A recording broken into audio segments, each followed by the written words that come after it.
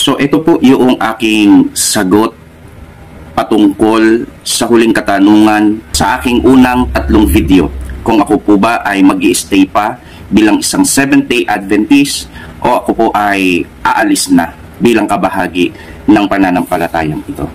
Sa mga nagdaang video, naging malinaw sa akin ang palitan at mga pahayag ng iba't ibang defender about sa aking mga na-research. At inisa-isa kong talakayin ang kanilang mga katwiran at argumento.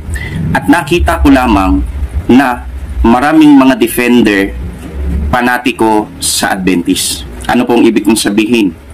Hindi po nakasalig sa katotohanan. Kapag ang katotohanan ay makakasakit na sa Adventist sa kabuuan, itinatago na nila ito at hindi na ipinapahayag sa tao. At sino mang magpapahayag ng katotohanan na makakasama o makakasakit sa bawat membro ng Adventist kahit ito'y tama o totoo, agad nila itong sasalingin, pagtutulong-tulungan o di kaya ay sisiraan. So na-realize ko po mga kapatid, mga minamahal, na tama ang aking ipinaglalaban.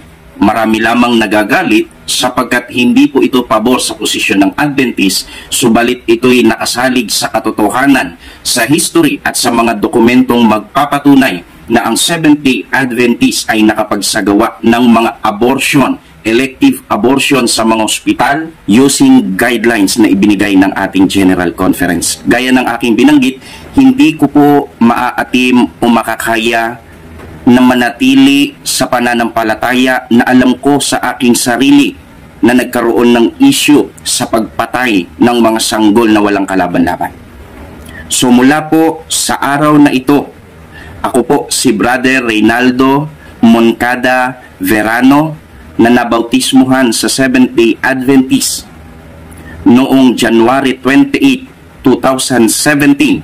Isang masiglang kaanib, walang inargabyado, walang siniraan, at wala pong ginawang anumang kaanumalyahan sa loob ng Seventh-day Adventist, ay nagpapasya mula sa araw at oras na ito ay itinitiwalag ko na po ang Seventh-day Adventist Church bilang aking sekta o relihiyon sapagkat namuhay ng labag sa pagkakristyano. Sinasabi na iniingatan at sinusunod ang 10 utos, subalit ang mga ospital ay buhay na patotoo o patunay na tayo po'y lumabag sa 10 utos, pumatay ng walang kalaban-laban na bata dahil sa guideline na ibinigay ng General Conference at magpahanggang ngayon ay current po ito o nag-e-exist sa ating mga ospital. Sana po naging maliwanag sa bawat isa ang pahayag ko pong ito. Sa mga susunod kong video, hindi na po ako tatayo sa panig ng Seventh-day Adventist. Ako po ay magpo-focus sa kautusan o sa 10 utos ng Diyos. Ipapahayag natin kung paano dapat isagawa, paniwalaan at sundin ang kautusan ng Diyos na hindi po makukompromiso ng anumang pananampalataya. Hello guys! Bago ang lahat, nais ko pong batiin ang lahat ng manigo at masayang bagong taon. Tayo ngayon ay nasa 2025 na. Salamat sa Panginoon Diyos at tayo po ay iningatan sa buong taon. Tayo po ay pinagpala, hindi niya pinabayaan at anumang pagsubok na ating naranasan ay naipagtagumpay po natin. Sa pagkakataong ito ay akin pong ipapahayag ang aking last na video about sa Seventh-day Adventist regarding po sa topic na akin pong binuksan at iniwan noong 2024, which is abortion guidelines na ibinigay ng General Conference. Nais ko pong linawin sa inyo na iginawa ko po yung mga video na iyon.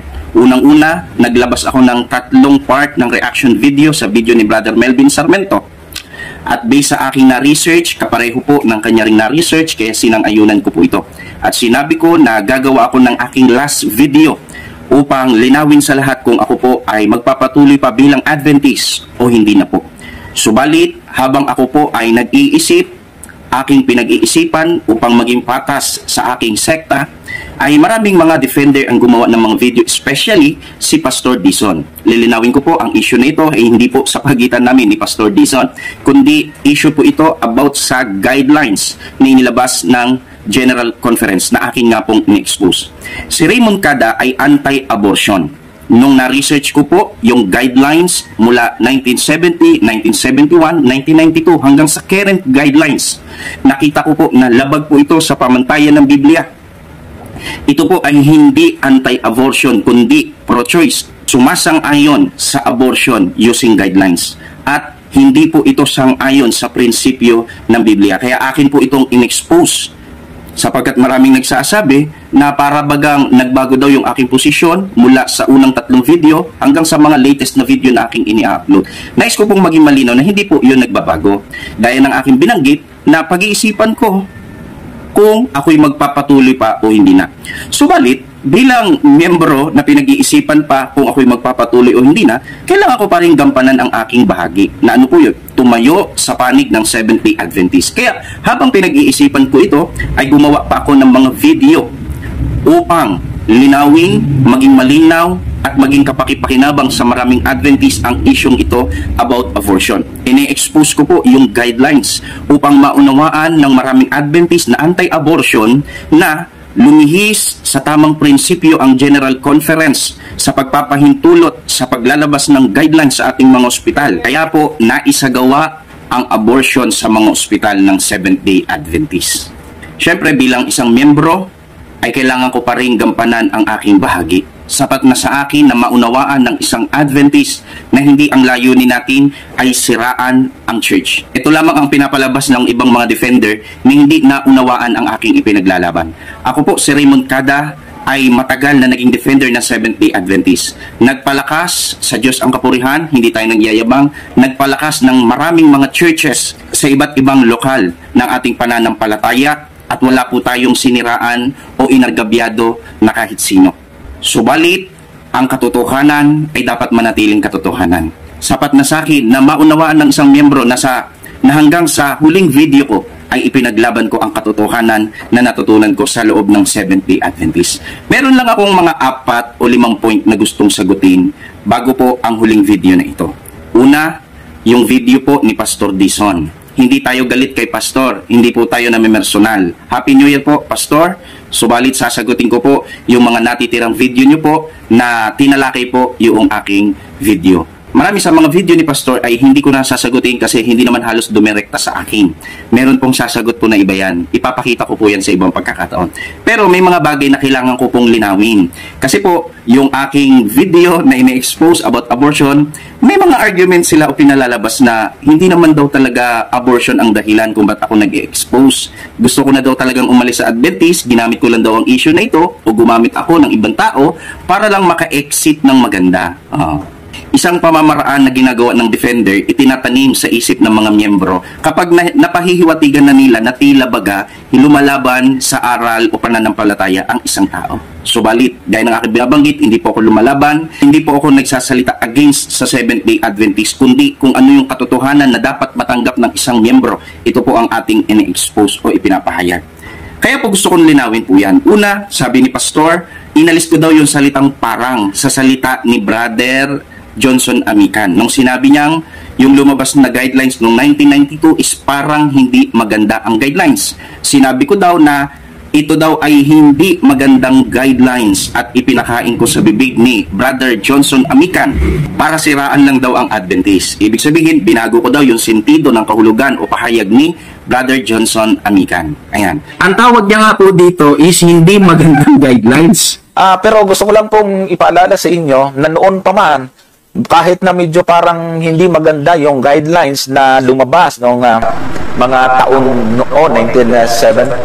Kapatid, sabi ni Brother Johnson na parang hindi maganda. Hindi niya sinabing hindi maganda. At hindi rin niya ipinaliwanag kung bakit parang hindi maganda ang sinabi ni Brother Johnson. Pinagpuputol-putol niya lang. Tingnan niyo mapatid. Tuloy natin ha. 1991 o 1992, 1922 o 1992.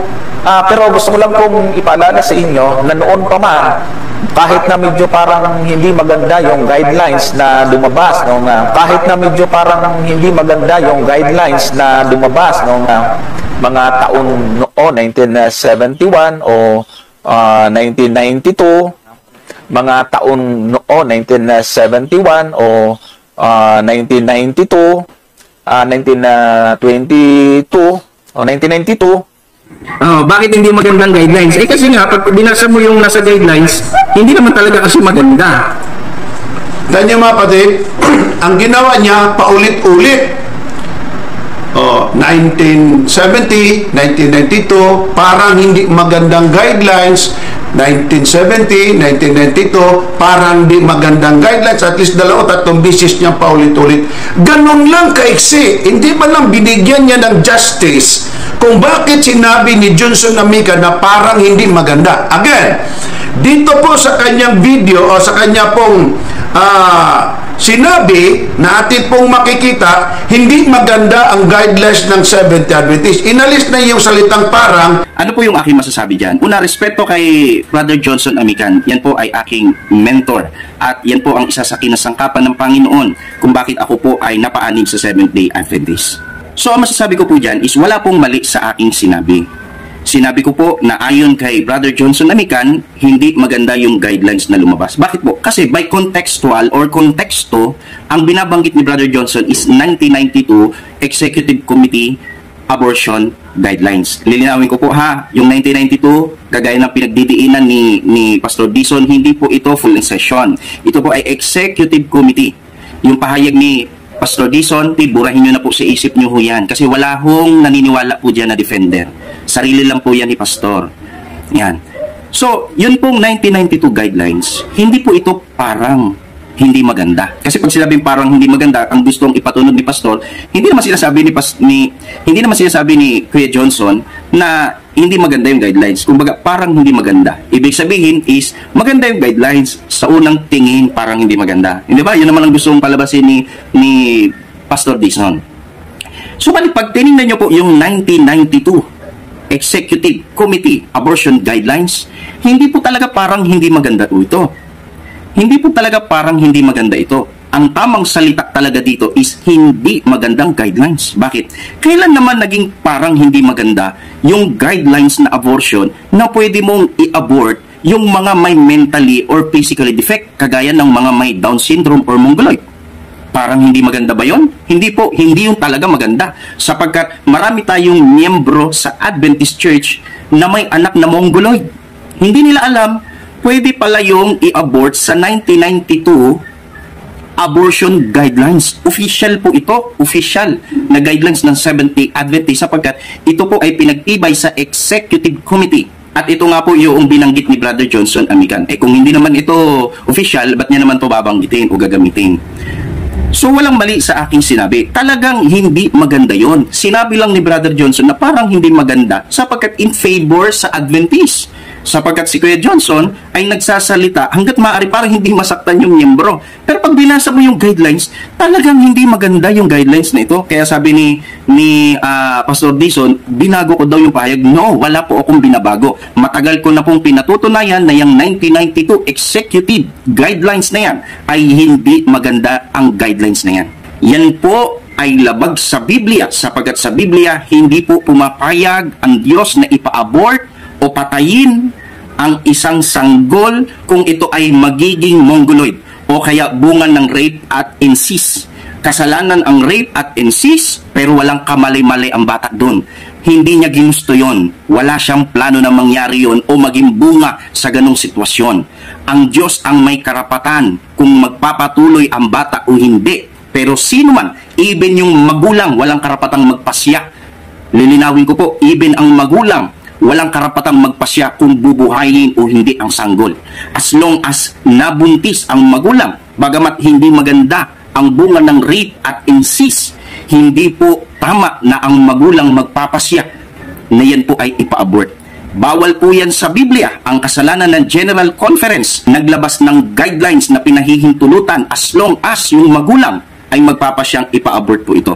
Kaya marami po ang naipa-abort ng dahil sa guidelines na yan patungkol sa mga walang kalaban-laban na bata. Kaya po bilang sagot, Wala po tayong binago. Yun po talaga ang kahulugan nun. Kasi pag tinignan mo yung guidelines na lumabas noong 1992, ito po ay hindi maganda ang guidelines. Kaya sabi ni Pastor Dison, inihalimbawan niya yung love of money is the root of all evils.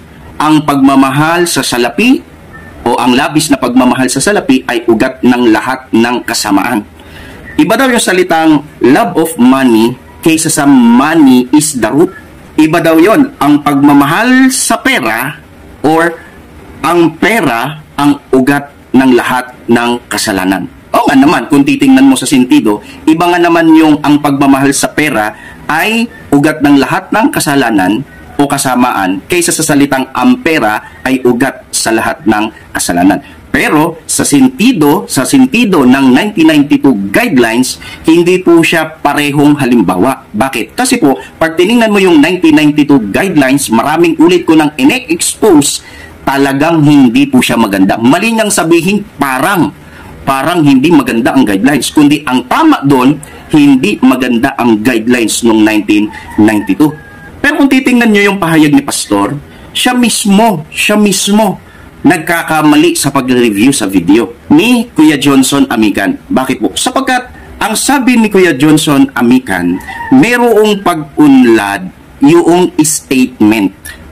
Subalit, noong pinaraphrase na ito ni Pastor Dison, ang sabi niya na, meron daw pag-unlad, hindi yung statement, yung guidelines. Hindi naman yun lumabas sa bibig ni Kuya Johnson Amican. Taong noon, 1971 o 1992. Subalit, tandaan po natin na meron pong pag-unlad ang ating statement.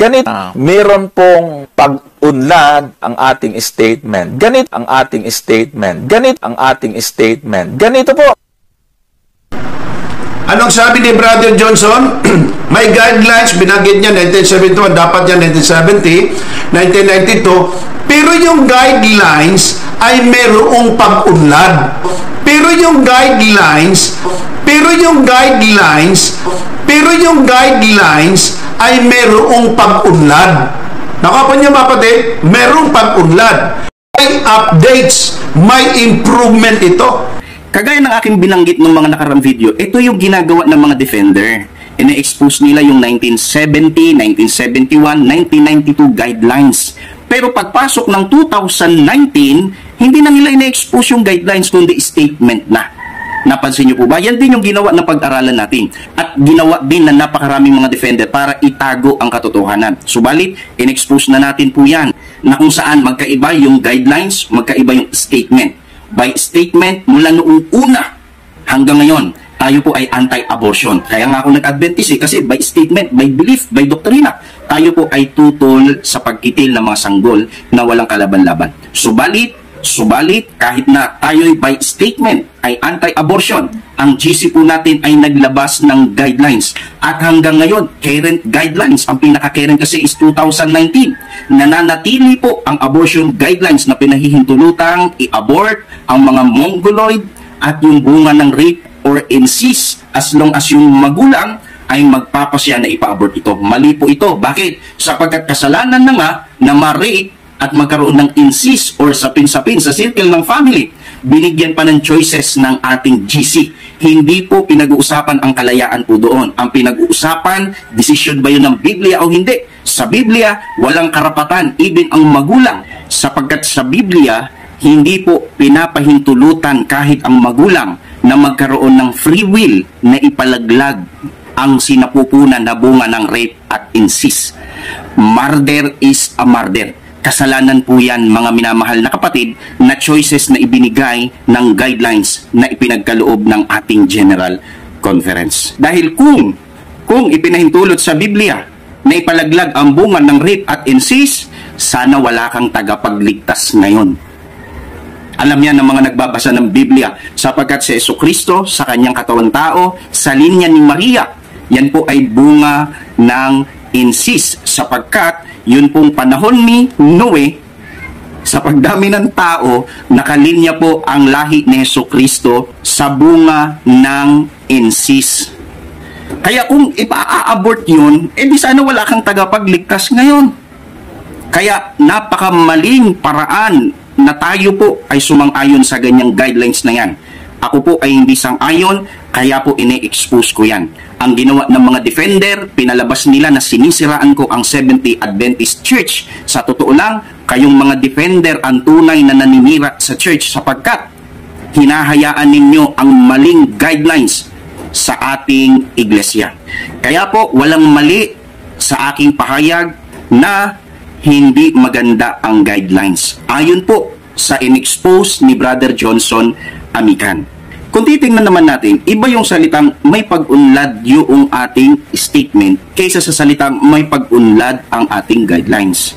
Gaya na aking binanggit, iba yung statement, iba po yung guidelines. Ang ginawa ni Pastor Dison, pinalalabas niya na sinasabi ni Kuya Johnson Amican na may pag-unlad daw yung ating guidelines. Hindi ko totoo yun sapagkat yung 2019 na binanggit ni Kuya Johnson Amican, hindi na po ito guidelines kundi statement. Sang-ayon po ako dito sapagkat by statement tayo po ay pro-life, anti-abortion. Pero by using guidelines, tayo po ay pro-choice, tayo po ay pro sa abortion.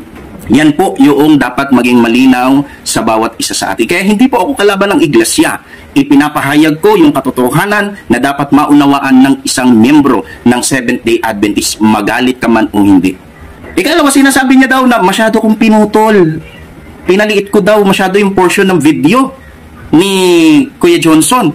Ang totoo, kaya po yung portion na yun ang kinuha ko lang. Kasi kung tutuusin, pwede ko ngang reviewin yung video na yun. Yung video na yon ng pag-aralan natin. Pero nung nakita ko na sa part na yon, pumasok na si Kuya Johnson sa statement, alam ko na hindi na yon dapat reviewin. Bakit? Kasi po, by statement, ako po ay sang-ayon po dyan, mga kapatid. Sang-ayon si Raymond Cada sa ating statement, tayo ay anti-abortion. Pero dahil sa guidelines na yan, hindi po yan matatayuan ng isang Seventh-day Adventist sapagkat sa ospital, hindi po statement ang tatakbo, kundi yung guidelines. At sa ating current guidelines, 2019 current guidelines, tayo po ay nananatili na sumasang-ayong i-abort ang mga mongoloid at yung mga bunga ng rape at incest. Kaya yung portion na yon yung aking binanggit lang o kinuha lang sapagkat yung mga susunod na video ni Kuya Johnson Amican ay sinasang-ayunan ko na. May kinalaman sa pagpuputol-putol o pag-iiksi-iksi. Di ba ikaw ang gumagawa niyan? Sa lahat ng video ko, wala kang ni-review na buo. Kaya madalas nababago yung sentido. Kahit nga yung video, mismo si Melvin Sarmiento ang nagsasabi, dahil hindi mo nire-review ng buo yung aking video, napalalabas mo na ako lang nagsasabi noon. Hindi ba? Ikaw ang gumagawa po niyan. Huwag mong ibalik sa akin sapagkat may kinalaman sa pagpapakita ng maiiksing portion na video kaya nababago ang sentido, ikaw po ang unang gumawa niyan. Kaya balik po tayo, binago mo yung statement, ginawa mong guidelines. Iba po yan, kapatid. Iba po yan. Di ba meron sa Bible, yung pang-apat na utos? Alalahanin mo ang araw ng Sabat. Ano yung ginawa ng ating kinagis ng pananampalataya? Mangilin ka kung araw ng linggo at pistang Panginoon. Hindi ito basta nilagyan ng parang. Talagang binago to. Payag ka ba doon? Ako rin, hindi rin payag sa sinabi mo. Bakit binago mo yun eh? Hindi ho yun tama. Sabi sa Bible, kung ano yung bagay na ipinag-uutos ko sa iyo, ay siya mong sasagawa. Huwag mong dadagdagan ni babawasan. Mas malala kung baguhin mo yung sentido. Kagaya ng pahayag ni Kuya Johnson Amican, nabago yung sentido. Wala naman siya sinasabi na nagkaroon ng pag-unlad yung ating guidelines. Kasi yung guidelines ng 1992, same pa rin sa current guidelines ngayong 2019. Wala siyang sinabi na nagkaroon yun ng pag-unlad. Ang nagkaroon ng pag-unlad yung statement na hindi ko naman sinasang-ayunan. Kaya mali ka po sa bagay na ito. Maling sabihin na mangilin ng araw ng linggo at pestang pangilin sapagkat ang nakasulat sa Biblia, alalahanin mo ang araw ng Sabat. Sunod na point na gusto ko pong idiin. Sabi ni Pastor Dison, kaya ko daw ginagawa yung video na yun, intindihin daw natin mga kapatid, intindihin nyo daw ako kasi parang pinalilitaw niya na mahirap kasi yung aking pinagdadaanan. Nag-asawa ako, pagkatapos ako ay nag-aaral ng theology. So dahil sa hirap ng bagay na yun, para pinalalabas niya, yun ang naging dahilan, nahirapan ako, kaya ngayon bumabawi ako sa Adventist, kaya naninira ako using abortion topics. Gusto ko lang po magkaroon dito ng kunting correction at kunting promotion na rin. Alam po ninyo noong akin pong pinakinggan ang portion o kaya part 3 sa video ni Brother Raymond Cada Doon ko naintindihan mga kapatid kung bakit niya sinasabi ang ganitong mga bagay. I sympathize him. Naintindihan ko. Kasi ang sabi niya nga, mga kapatid, ito, sinulat ko, 2 pages to. Sinulat ko ito. Ang kanya mga sinasabi doon, lalo tigit doon sa bandang huling, malapit nang matapos ang kanyang sinabi. Siya pala 7 years pa lang na Adventist at nag-aaral lang ng theology 2017, di pa raw siya graduate sapagkat may mga kadahilanan. Pag-usapan po natin yan mamaya mga kapatid at akin po yung tatalakayin. Merong tapat at hindi tapat. Merong nga backslider May mga lumalaban at iba pa sapagkat hindi nasusunod yung kanilang gusto. Marami akong pinagdaanan, 7 years na akong SDA. So, ibig sabihin, bago ka pa lang talaga. Bago ka pa lang Adventist. Marami daw siyang pinagdaanan. Ang isa sa mga pinagdaanan niya, first theologian daw siya. 2017, hindi pa siya tapos. Bakit? Kasi wala daw siyang karapatan na maging pastor. Bakit? Kasi wala daw siyang pera. Unless lang daw makakita ng sponsor. Sabi niya, sa pag-aaral ng theology, wala kang karapatang maging pastor kung wala kang pera. Unless makakita ka ng sponsor. Dapat din sabihin kita, sa MBC, meron kaming biro minsan. Meron tinatawag na Magna at saka Summa. Alam niyo Magna? Magna 9 years na hindi pa rin graduate sa MBC. Nandoon pa rin, theologian student pa rin. Ang iba naman Summa 10 taon na hindi pa rin talaga nakaka-graduate. Bakit? Kasi working student, theologian din siya. Ako Magna 9 years, mga kapatid. Hindi naman siguro Magna 9 years, hindi pa. Pag 9 years, naka-graduate, gumraduate ako. Bakit? I was a working student. And 2017, 18, 19, 20, 21, 22, 23, 24, tumigil ka, no? Tumigil ka. Ang dami kong alam na mga working student na mga naging pastor, naging presidente pa. Wala pang sponsor, nagtrabaho sila. Kasi wala daw siyang pera. Wala siyang karapatan daw na makapagtapos bilang pastor. Liban na kung may sponsor. Ang mahirap lang kasi, siyempre, hindi kita kapatid pinapakilaman ha. Pagka nauna pag-aasawa mo, kaysa pag-graduate mo, mahirapan ka talagang mag-aral at magtapos. Bakit? Sagutin mo pang misis mo, sagutin mo pang anak mo, so siyempre buhay ang mga yan, saan ang unahin mo? Kung may hawak kang 5,000, ibabayad mo ba sa tuition? Hindi. Ibibili mo ng pagkain at gadas. Lalo na kung magkasakit pa. Kaya mas mahirapan. Pero marami din ako nakikita, sinabi ko na sa iyo, may mga anak na nag-aaral pa, pero silang mag-asawa ay desidido talagang mister na makapagtapos ang mister ng pag-aaral theology. Ngayon, pastor na, presidente pa sa union, nag-retire na nga Sabi mo dito, ito, nagbanggit ka pa ng pangalan ng tao. Ako'y nagmamakawa kay Sir Olarte na bigyan ako ng 18 units dahil may sponsor naman ako next week para lang makapag-enroll. So siya mga kapatid, nakiusap daw kay Mr. Olarte na pagbigyan siyang maka-enroll ng 18 units kasi daw by next week ang kanyang sponsor makapagpadala ng pera. Ito nang sabi niya, hindi raw siya pinagbigyan. Hindi siya pinagbigyan.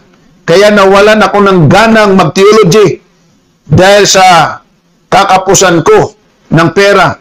Pag-aaral ko, hindi ko na tinuloy. Ito, brother Mungkada, sabihan kita, ikaw na nga walang pera, ikaw pang magagalit. Kung makiusap ka at payagan, praise the Lord. Okay, isa pa. Mali ang proseso ng theology. Ito na, nakita mo ng mali ng iba. Hindi ka pa estudyante, may proseso na yan sila. At hindi ka pa Adventista, may proseso na sila. Nung pumasok ka, sabi mo, ang proseso hindi mali. Ay, hindi tama, mali. Bakit? may mga nakagraduate, hindi dapat makagraduate. Di ako pinagbigyan, kaya di ako makapagpatuloy sa Adventist dahil na nga rin daw sa mga batang walang kalaban-laban kaya hindi daw sa makapagpatuloy dahil sa abortion tinutukoy niya. Di ba? Kung titingnan mo nga naman, parang may lusot dito, inilalayo na ngayon ni Pastor yung tiwala niyo sa salita ni Raymond Kada. Kumbaga yung credibility na ni Raymond Kada ang kanyang tinitira dito. Personal na po ito mga kapatid. Mali na ho ito sa totoo lang. Kung isa kang defender, hindi mo dapat yan ginagawa. Pero tingnan nyo po, personal niya na akong inatake. Pinalalabas niya na wala naman talagang problema sa abortion na topic sa Adventist. Nahirapan lang daw ako sa pagte-theology, kaya ngayon gumagawa ako ng butas para umexit. Mali po mga kapatid. Bakit? Sapagkat unang-una, Pastor, makinig kang maigi. Makinig kang maigi ha, sasagutin ko ito. Pastor, for your info, ako po yung nag-aral ng theology bago magkaroon ng pandemic. Ito po ay 2017. Nag-aral po ako ng theology. Bago po pumutok ang pandemic, wala na po ako sa theology, Pastor. Lumabas na ho ako. Kailan naman ako nag-asawa? Nag-asawa po ako, tapos na ang pandemic. So meaning to say, mali yung ipinapakalat na paninira ni Pastor Dison na nahirapan daw ako dahil pinagsabay ko daw yung pag-aaral at pag-aasawa. Kaya dahil nahirapan ako, ang palusot ko yung abortion topic. Hindi po mga kapatid, bakit? Hindi po sabay yung aking pagte-theology at yung aking pag-aasawa. Mayroon pong pandemic na nasa pagitan ng mga yan. Siguro ang pandemic mga 3 or 3.5 years din tumakbo o palagi nating 4 na taon. Sa pagitan yan, hindi po sabay akong nag-aral at nag-asawa. Nag-theology ako bago mag-pandemic. Pagkatapos ng pandemic, saka po ako nag-asawa. Kaya malinaw po sa akin yung topic ng abortion.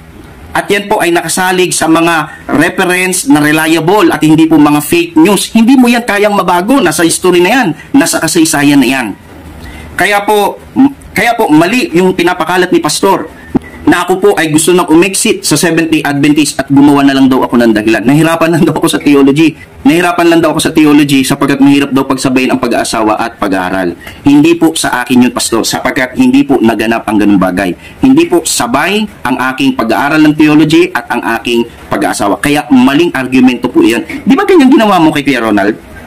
Yan yung ginawa ninyo kay Kuya Ronald. Total, lagi nyo namang binabanggit na itong mga video na ginagawa ko, ang nasa likod nito si Ubidos. O edi, gamitin ko ngayon ulit si Ubidos. Hindi ba ganyan ginawa mo kay Kuya Ronald? Tapos kinampihan ka ng maraming mga defender? I'm not talking about Ronald Ubidos ngayon ha, na lumalaban na sa Adventist. Pero bago po kasi tumiwalag si Kuya Ronald, nag-expose po si Kuya Ronald about sa Bible, ano position natin. Ang position pala nating mga Adventist sa Biblia, based sa ating mga scholar, tayo po ay limited errancy. Hindi pala tayo Bible inerrant. Ibig sabihin, ang Seventh-day Adventist naniniwala na ang Bible is infallible. Pero hindi ibig sabihin naniniwala tayo na walang kamalian ang Biblia. Naniniwala pala tayo na ang Biblia is may mali. Pero pagdating sa usaping doktrina, belief practices, ang Biblia ay na-preserve at nanatiling tama. In-expose yun ni Kuya Ronald. Diba, nilabanan mo yun? Sa bandang huli, ikaw rin naman ang bumitaw. Pinalabas mo pa na pinagkakaperahan ka ni Kuya Ronald. Ikaw naman nag-umpisang sumagot sa kanyang video. At ako, bilang isang defender, syempre nung una nabigla din ako. Hindi ako sang-ayon sa in-expose ni Kuya Ronald. Pero nung nakausap ko na yung mga defender natin, alam mo, hati-hati po sila mga kapatid. Hati-hati po sila. Magbabanggit po ako ng mga defender na naniniwala na ang Biblia ay may kamalian. Hindi siya kagaya ng sinasabi ni Pastor Dison. Bresi Balansag. Defender yan. Yung mentor ko sa debate, si Fernando Camacho, yung mentor ng mga mentor, yung pinaka-mentor namin, si Kuya Ronald Mercado. Naniniwala yan na ang Biblia may kamalian sa aspeto na labas sa religious practices. Hindi kagaya ng posisyon mo. Ibig sabihin, kung paniniwalaan namin yung sinabi mo about doon sa position sa Bible, hindi rin naman kami magkakaisa-isa. Hanggang ngayon, hindi naman pare-pareho. Kaya nakakalito yung posisyon na yan. Sa totoo lang. Anyway, nabanggit ko lang yan kasi, di ba ganyan yung ginawa mo kay Kuya Ronald? Tama actually yung in-expose ni Kuya Ronald. Ang Adventist, ang position talaga, tayo po ay limited errancy. Naniniwala ang Adventist na ang Bible is infallible doon sa belief, religious practices. Yan yung nasa 28 fundamental natin.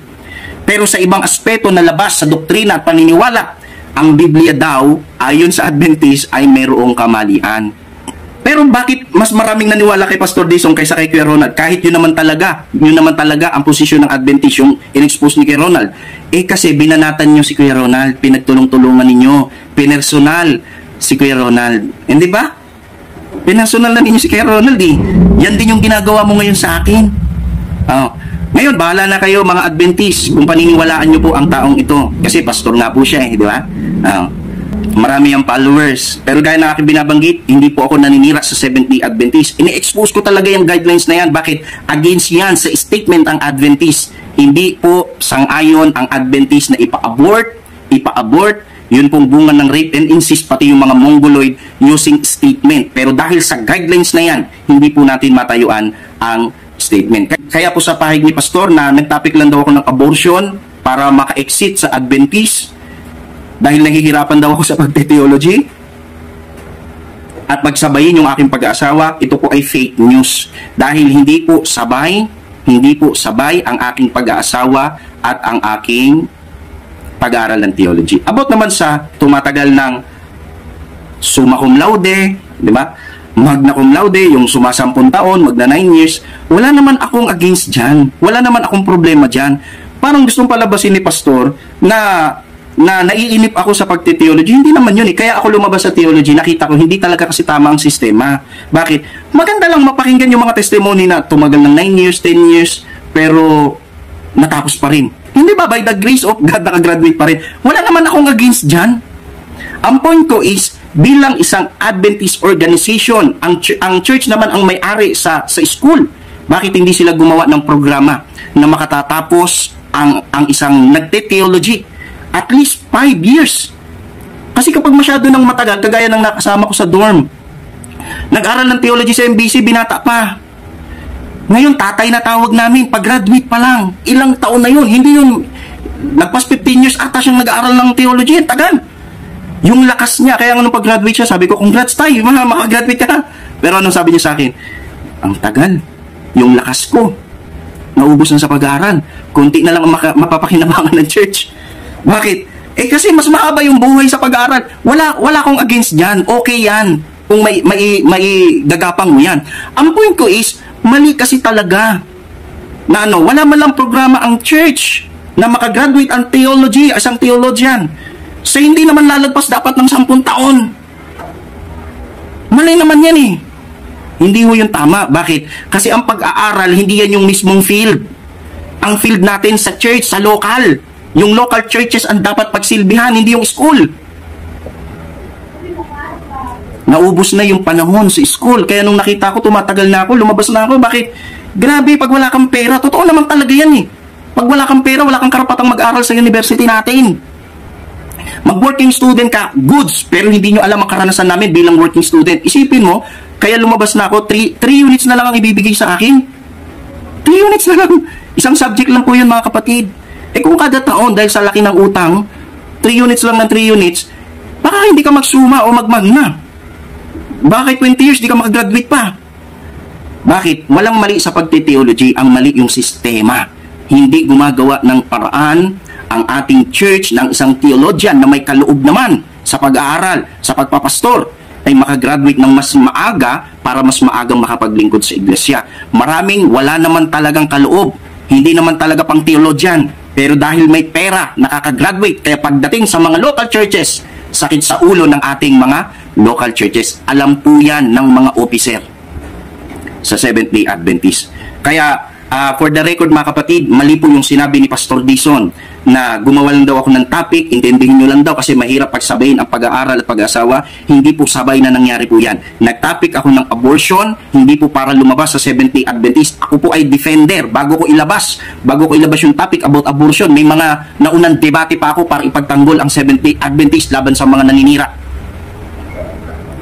At marami akong schedule na ako po'y nagpapalakas ng pananampalataya sa ating mga local churches. Sa Diyos ang kapurihan, hindi ko po iniyayabang yan. Maraming na-speakeran ko sa bawat churches, ini-invite pa ako. Hindi nagsasawa sa akin, sa Diyos ang kapurihan. Ibig sabihin talagang nakikita ng mga kapatid na meron tayong kaloob para magpalakas ng pananampalataya. Hindi po tayo nagyayabang. Hindi natin sinasabi na sa sarili nating kakayahan yan.